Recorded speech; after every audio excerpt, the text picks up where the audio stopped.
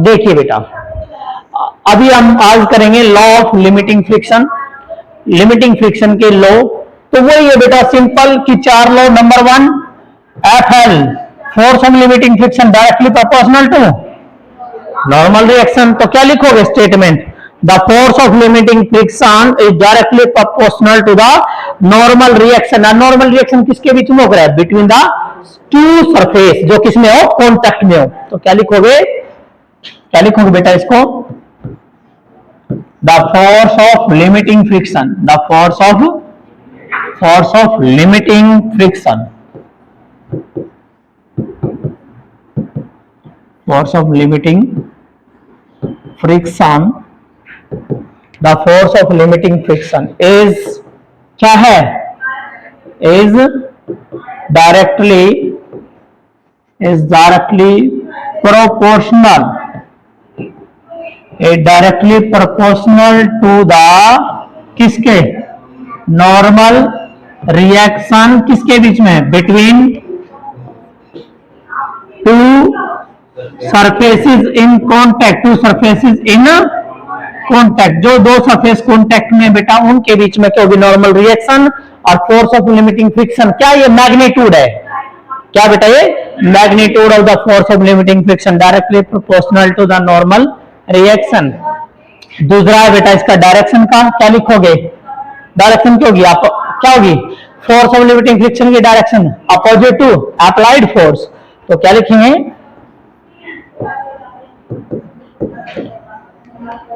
Direction of किसकी, direction of the limiting, the direction of limiting friction is क्या बेटा, is opposite to the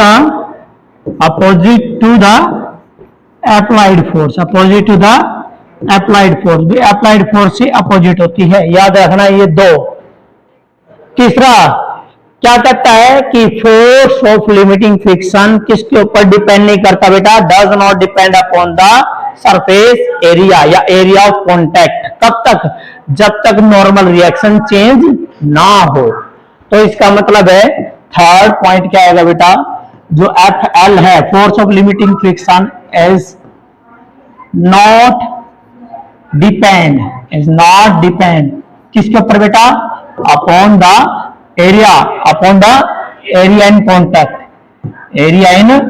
contact, जो area contact में उसके ऊपर डिपेंड नहीं करता। कब तक, till normal reaction, till normal reaction और डज नॉट चेंज। जब तक नॉर्मल रिएक्शन चेंज नहीं करता तब तक यू किसके ऊपर डिपेंड नहीं करेगा, एरिया ऑफ कॉन्टैक्ट के ऊपर डिपेंड नहीं करेगा। यदि नॉर्मल रिएक्शन चेंज हो गया तो बेटा क्या होगा, ये डिपेंड करेगा किसके ऊपर, सरफेस एरिया के ऊपर। थर्ड, द फोर्थ बेटा कहता है ये डिपेंड करता है nature of material. F L जो है बेटा किसके ऊपर डिपेंड करेगा, इज डिपेंड अपॉन द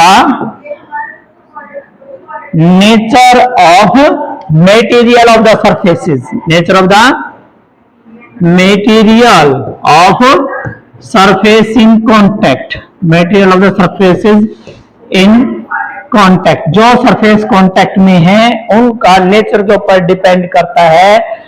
कि जैसे बेटा हमेशा याद रखना है, नॉर्मली जो है म्यू की वैल्यू, देखिए अभी मैं कहता हूं कैसे है, वो क्या है, फोर्स ऑफ काइनेटिक फ्रिक्शन क्या था, एफ के, डायरेक्टली प्रोपोर्शनल किसके था, नॉर्मल रिएक्शन के। तो बेटा जब इसको हटाओगे तो क्या लगेगा, प्रोपोर्शनलिटी कांस्टेंट। तो बेटा जब इसको हटाया आपने तो एक कांस्टेंट लग गया, वो जो कांस्टेंट है that is mu K and that is R, mu K into are.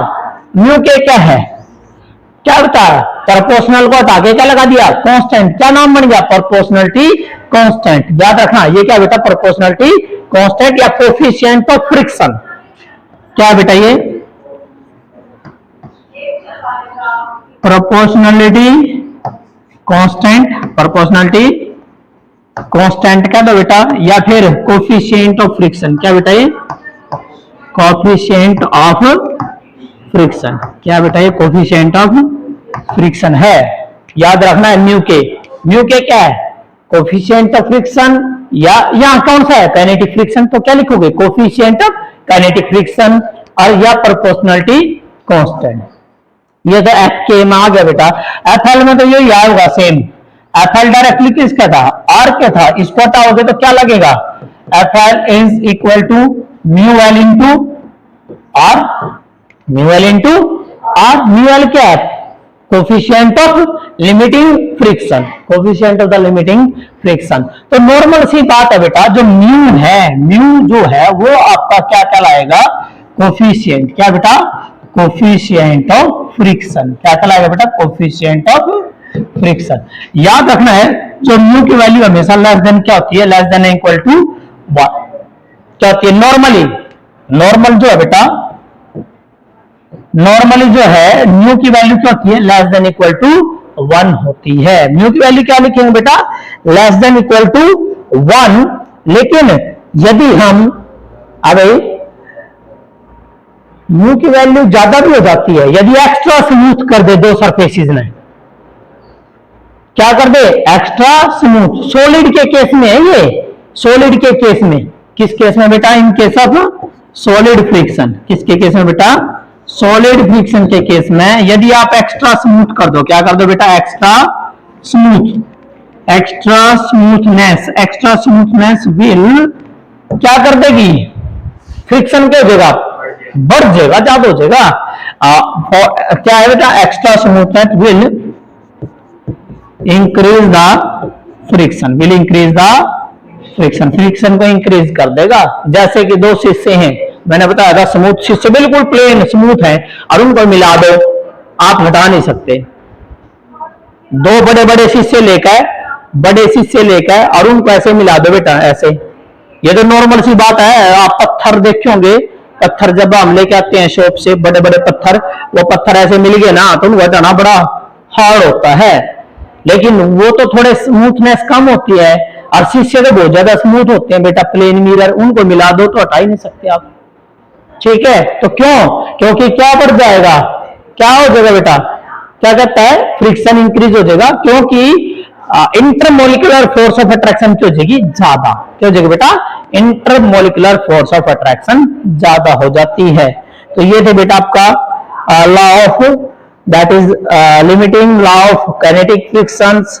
ठीक है, क्लियर है, तो ये दोनों टॉपिक कर लेना। हाँ, म्यू की वैल्यू क्या होती है हमेशा लेस देन इक्वल टू 1 होती है।